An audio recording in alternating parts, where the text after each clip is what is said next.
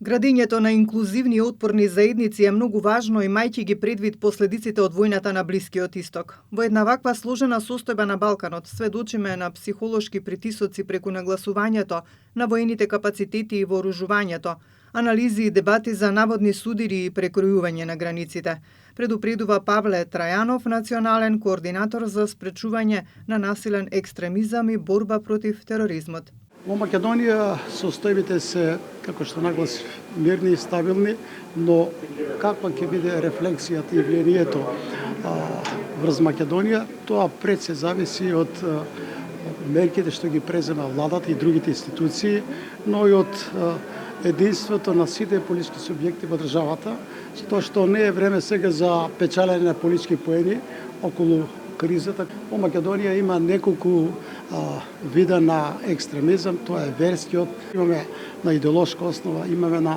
етнонационална основа радикализам.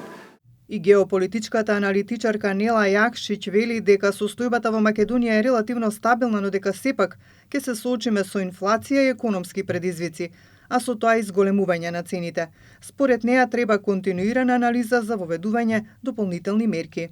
Не знаеме точно во буквално што ќе се случува понатаму, бидејќи ситуацијата е моментално во Македонија стабилна, но сепак треба мислам да се биде во чекор со останатите случувања и да се превземаат нови мерки во континуитет. Многу е важно институциите да соработуваат со невладиниот сектор, системот за превенција да се гради дополнително, да се подобри законската рамка и посебно да се вклучи и локалната самоуправа, заклучија од Сдруженијето на млади правници, организатори на денешната трибина.